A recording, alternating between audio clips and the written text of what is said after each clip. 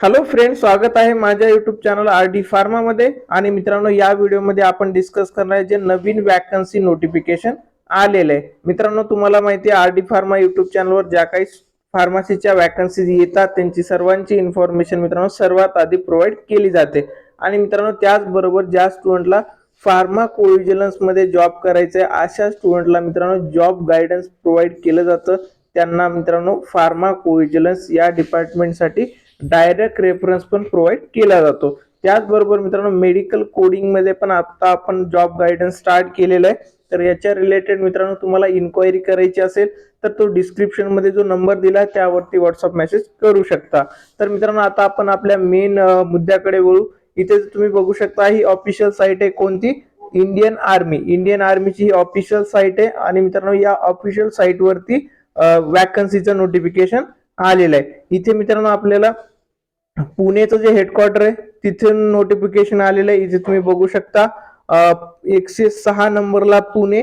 आणि मित्रांनो, Pune recruitment notification सिपाई pharma 2025-26. तर मित्रांनो, 2025-26 साठी जी सिपाई फार्माची भरती होणार आहे त्याचं नोटिफिकेशन आलेलं आहे. तर मित्रांनो, पीडीएफ डाउनलोड करून आपण सगळ्या गोष्टी डिटेलमध्ये डिस्कस करणार आहेत. इथे तुम्ही बघू शकता recruitment for Indian army zonal recruitment office Pune. तर मित्रांनो, हे पुणे ऑफिसच्या थ्रू ही रिक्रुटमेंट कंडक्ट केली जाणार आहे.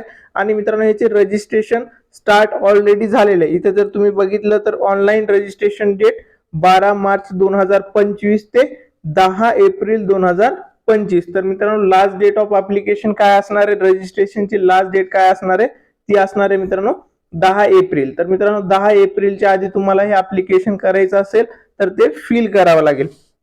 ठीक आहे.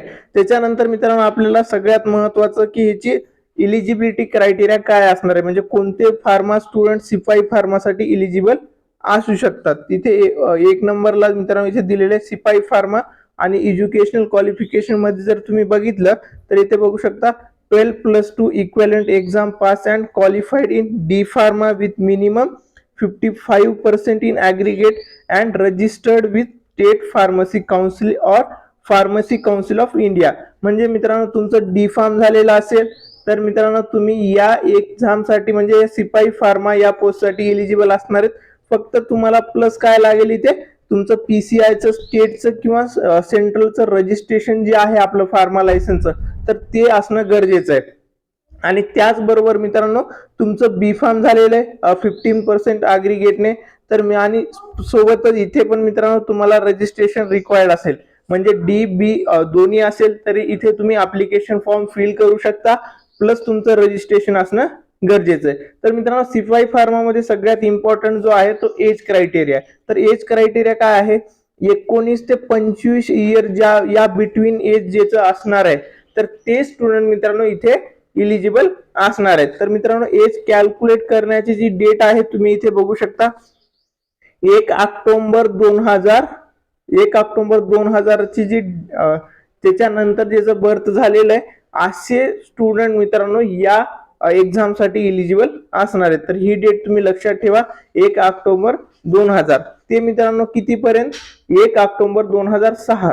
तर या डेटच्या बिटवीन ज्याची पण बर्थ डेट असेल ते असे सर्व स्टुडंट मित्रांनो या सिपाई फार्मा पोस्ट साठी काय असणार आहेत, इलिजिबल असणार आहेत. तर मित्रांनो, सिपाई फार्माच मध्ये ना फिजिकल स्टँडर्ड पण असतं. तर मित्रांनो, या टेबलमध्ये फिजिकल स्टँडर्डच्या टेबलमध्ये इथे तुमची हाईट किती असली पाहिजे, वेट किती असलं पाहिजे, प्लस चेस्ट किती पाहिजे, किती सेंटीमीटर, तर या गोष्टी मेन्शन केलेल्या आहेत. ह्या गोष्टी मित्रांनो तुम्ही काय करायच्यात, व्यवस्थित रीड करायच्यात. हा जो नोटिफिकेशन आहे आपल्या टेलिग्राम चॅनलवर मी अवेलेबल करून देईल, हे तिथून डाउनलोड करून तुम्ही सगळ्या गोष्टी व्यवस्थित रीड करा. आणि त्याच्यानंतर मित्रांनो अप्लिकेशन फॉर्म फिल करायचे.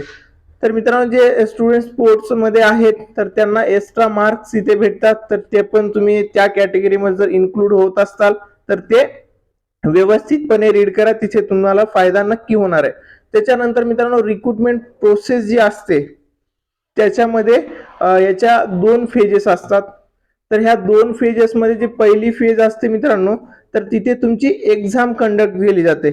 रिक्रुटमेंट प्रोसेस ही रीड जर केली ना तर 2 फेजेस असतात. तर पहिल्या फेजमध्ये तुमची ऑनलाईन एक्झाम कंडक्ट होणार, ऑनलाईन कॉमन एंट्रन्स एक्झाम. तर ही एक्झाम तुम्ही पास केल्याच्या नंतर तिथे रँक मध्ये आल्याच्या नंतर तुम्हाला सेकंड फेज साठी इलिजिबिलिटी असणार आहेत. तर सेकंड फेज साठी तुम्ही इलिजिबल झालात तर तिथे तुम्हाला मित्रांनो फिजिकल टेस्ट पण इथे होणार आहे. तर फिजिकल टेस्ट साठी इथे मेडिकल एक्झामिनेशन असेल, त्याच्यानंतर रनिंग असेल, 1.6 किलोमीटर रन, पुशअप्स, हे जे सगळ्या गोष्टी आहेत ह्या तुम्ही मित्रांनो फॉर्म फिल करण्याच्या आधी व्यवस्थित रीड करून या सगळ्या गोष्टी इथल्या चेक करा. तर मित्रांनो रजिस्ट्रेशन करण्यासाठी कोणती साईट, या साईटवर यायचं जी मी तुम्हाला साईट दाखवली, तर त्या साईटवर जाऊन रिक्रुटमेंट सेक्शन मध्ये गेल्याच्या नंतर तिथे तुम्हाला इझिली ऍप्लिकेशन फॉर्म फिल करता येईल. आणि इथे मित्रांनो खाली ऍफिडेव्हिट पण या फॉर्मच्या लास्टला अटॅच केलेले, ते पण तुम्हाला तिथे ऍप्लिकेशन फॉर्म भरताना रिक्वायर्ड असतील तर ते डाउनलोड करून तुम्ही इझिली ऍप्लिकेशन फॉर्म साईटवर जाऊन फिल करू शकता.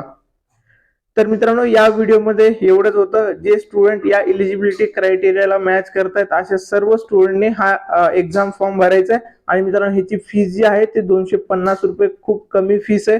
तर जे पण स्टुडंट इलिजिबल आहेत तर ते सिपाई फार्मासाठी फॉर्म भरा. सेंट्रल गव्हर्नमेंटची पोस्ट असते, ह्याच्यामध्ये खूप सारे बेनिफिट तुम्हाला इन्क्लूड असतात, तर सॅलरी वगैरे खूप चांगली असते.